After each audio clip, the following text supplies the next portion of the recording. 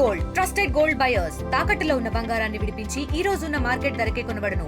మరిన్ని వివరాలకు సంప్రదించండి 7771077720.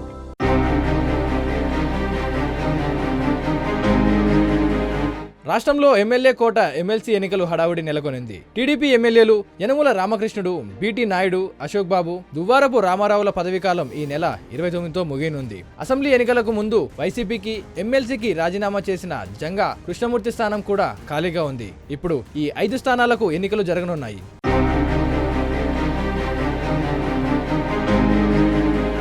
5 స్థానాల్లో జనసేనకు 1 కేటాయించగా ఆ పార్టీ అభ్యర్థిగా నాగబాబు నామినేషన్ కూడా దాఖలు చేశారు. అయితే మిగిలిన 4 స్థానాల కోసం టీడీపీలో తీవ్ర పోటీ నెలకొనింది. ఉన్నది 4 స్థానాలైనా టీడీపీ నుంచి చాలా మంది నేతలు ఆ పదవులు ఆశిస్తున్నారు. పదవుల కోసం సీఎం చంద్రబాబు లోకేష్ల చుట్టూ తిరుగుతూ ఉన్నారు. ముఖ్యంగా బీటీ నాయుడు, దువ్వారపు రామారావు, జంగా కృష్ణమూర్తి మరియు అశోక్ బాబు తమకు మళ్లీ అవకాశం ఇవ్వాలని చంద్రబాబును కోరుతూ ఉన్నారు.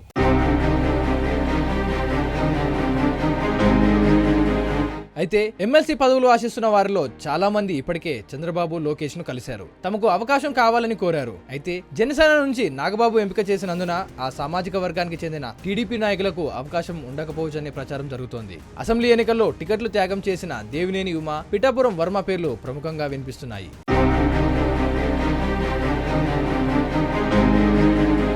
క్షత్రియ సామాజిక వర్గం నుంచి పీఠాపురం వర్మ, మాజీ ఎమ్మెల్సీ సత్యనారాయణ, రాజులలో ఒకరికి అవకాశం ఇవ్వనుంది అధిష్టానం. కమ్మ సామాజిక వర్గం నుంచి దేవినేని ఉమామహేశ్వరరావు, కుమలపాటి శ్రీధర్, మద్దిపట్ల సూర్యులలో ఒకరిని ఎంపిక చేసే అవకాశం ఉంది. బీసీ నుంచి బీద రవిచంద్ర, వడ్డెర వెంకటరాముడు, అంజనప్ప పేర్లు వినిపిస్తున్నాయి. మైనారిటీ నుంచి ఇక్బాల్, షరీఫ్ల పేరులో ఒకరికి అవకాశం దక్కనుంది. కాపు నుంచి వంగవీటి రాధ, ఎస్సీ సామాజిక వర్గం నుంచి కేఎస్ జవహర్ల పేర్లు పరిశీలనలో ఉన్నాయి.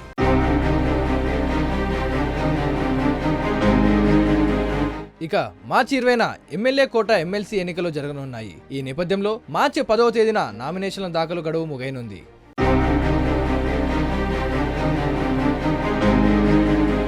మరిన్ని వీడియోస్ కోసం ఛానల్ ని సబ్స్క్రైబ్ చేయండి. లేటెస్ట్ అప్డేట్స్ కోసం వాట్సాప్ ఛానల్ ని ఫాలో అవ్వండి. ఆ లింక్ డిస్క్రిప్షన్ లో ఉంది.